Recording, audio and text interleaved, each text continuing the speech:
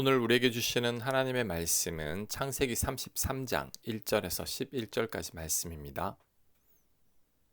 1절 야곱이 눈을 들어보니 에서가 400명의 장정을 거느리고 오고 있는지라 그의 자식들을 나누어 레아와 라헬과 두 여종에게 맡기고 여종들과 그들의 자식들은 앞에 두고 레아와 그의 자식들은 다음에 두고 라헬과 요셉은 뒤에 두고. 아멘. 야곱이 20년 만에 형을 만나기 직전입니다. 하지만 지금 너무나 불안합니다. 왜냐하면 자신이 20년 전에 형을 속였다가 형이 자신을 죽이려고 해서 도망을 쳤기 때문이죠. 형이 아직 분노가 풀리지 않았다면 어쩌면 야곱을 죽이려고 할지도 모릅니다. 그로 인해 그동안 몹시 두려웠고 약복 강가에서도 어젯밤에 천사와 밤새 씨름을 했습니다. 하지만 여전히 두려움이 사라지지를 않습니다. 그로 인해 야곱이 취한 행동이 가족들을 순차적으로 보내는 것이었습니다.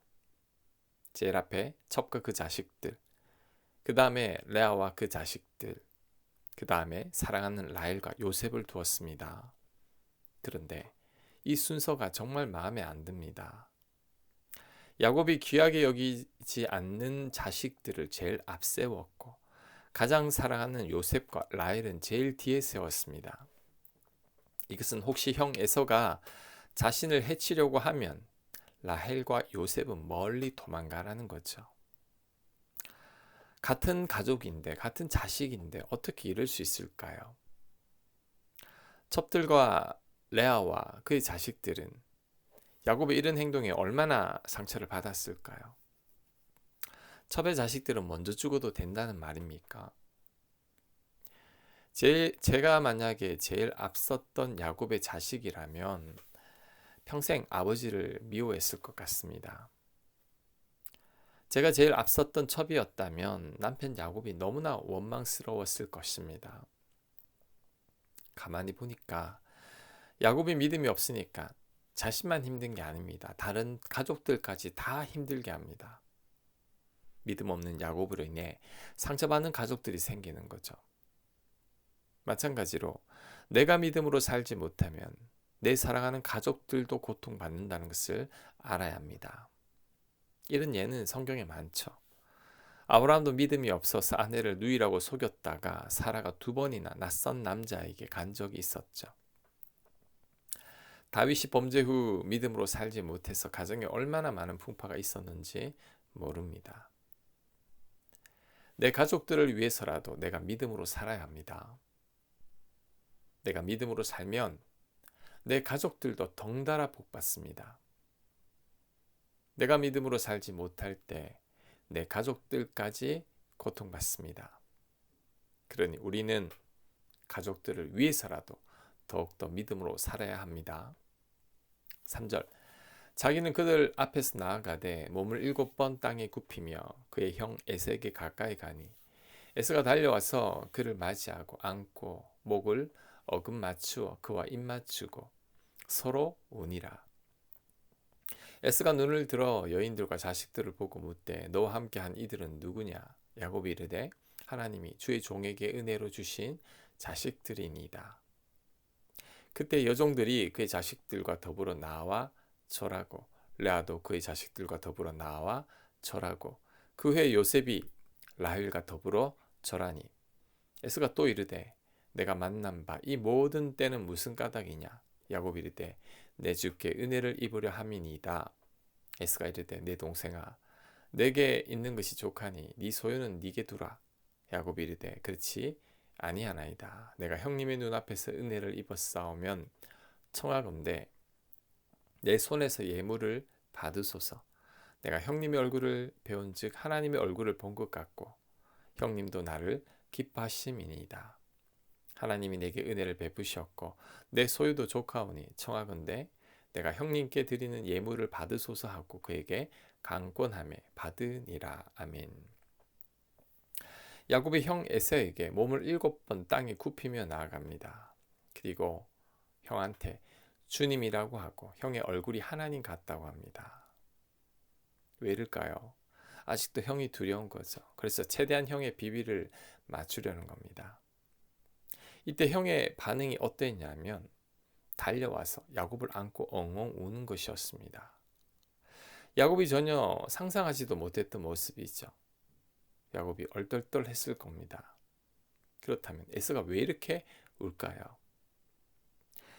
내가 에서라고 생각해보면 그 마음이 이해가 갈 것입니다. 에서는 야곱한테 미안한 거죠. 에서가 20년 전에는 야곱에게 분노했지만 이미 옛날 얘기 아닙니까? 우리들도 화날 때가 있지만 시간 지나면 다 잊지 않습니까? 마찬가지로 에서도 세월이 흘러서 화가 다 풀어진 겁니다. 그리고 20년 만에 만나는 동생을 멀리서 보니 자신에게 7번이나 땅에 엎드려 절을 하며 옵니다. 가만히 보니 다리도 절뚝거리고 있습니다. 지난밤에 야곱이 천사에게 다쳐서 그렇죠. 게다가 가까이서 얼굴을 보니 20년간 라반 밑에서 고생해서인지 얼굴이 형편없습니다. 요 며칠 형 때문에 걱정과 염려를 많이 하고 지난밤에는 천사와 씨름하느라 지금 몰골이 말이 아니죠. 이런 동생을 보니 에서가 애처로운 마음이 든 거죠. 측은한 마음이 든 겁니다.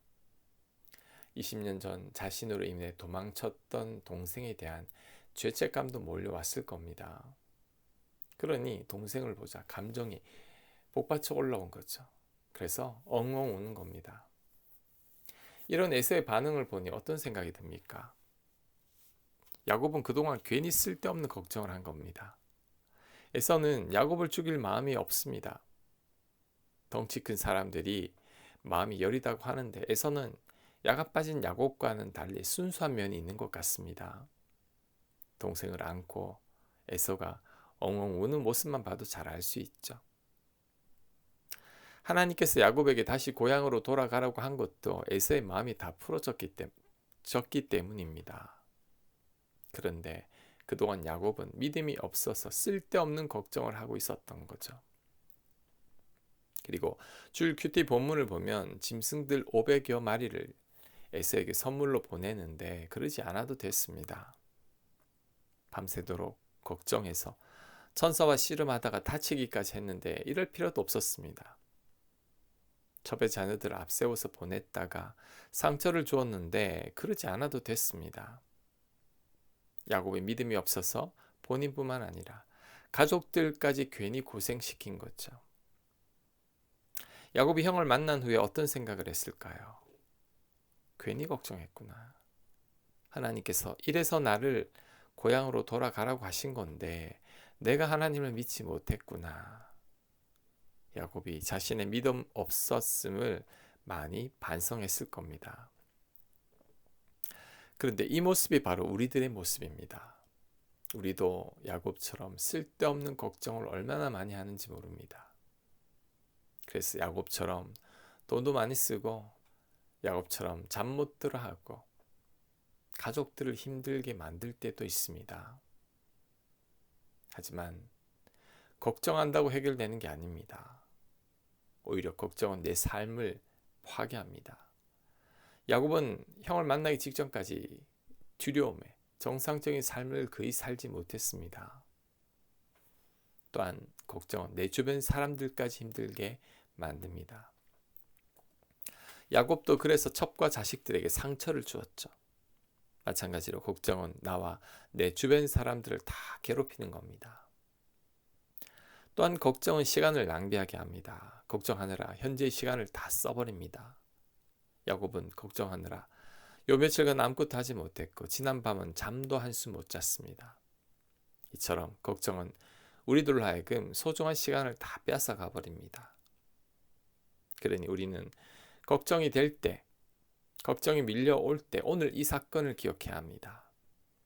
야곱이 형을 두려워하여 걱정을 했지만 아무런 일도 생기지 않았던 것을 기억해야 합니다. 실제로 우리가 걱정하는 많은 걱정거리들이 거의 대부분 일어나지 않는 일들이죠. 우리들은 일어나지도 않을 일들을 야곱처럼 미리 걱정합니다. 우리는 걱정하기보다 하나님을 믿어야 합니다. 야곱은 걱정하기보다 하나님만 믿으면 됐죠. 우리도 그래야 합니다. 나를 사랑하신 하나님이십니다. 나를 사랑하사 나를 위해 죽기까지 하신 예수님이십니다. 그렇다면 하나님께서, 예수님께서 왜 우리를 잘못되게 하겠습니까? 우리는 이 사실만을 굳게 믿어야 합니다. 걱정이 몰려올 때 십자가 생각하며 걱정을 떨쳐내야 합니다. 지금 무엇이 나의 걱정거리입니까? 무엇이 나를 두렵게 합니까? 나를 사랑하신 하나님을 온전히 신뢰해야 합니다. 하나님을 믿지 못해서 두려움에 떠는 야곱이 되어서는 안 됩니다. 걱정과 두려움은 믿음 앞에서는 맥을 못 춥니다. 우린 하나님을 믿음으로써 나의 걱정과 두려움을 다 떨쳐내야 합니다. 그것이 바로 걱정과 염려 가운데 하나님께서 우리에게 원하시는 것입니다. 아멘. 하나님, 걱정과 염려가 몰려올 때, 두려울 때 믿음으로 이기게 하옵소서. 나를 사랑하시는 하나님을 신뢰함으로 걱정을 이겨내는 저희들 되도록 역사하여 주시옵소서. 이 모든 말씀 예수님 이름으로 기도합니다. 아멘.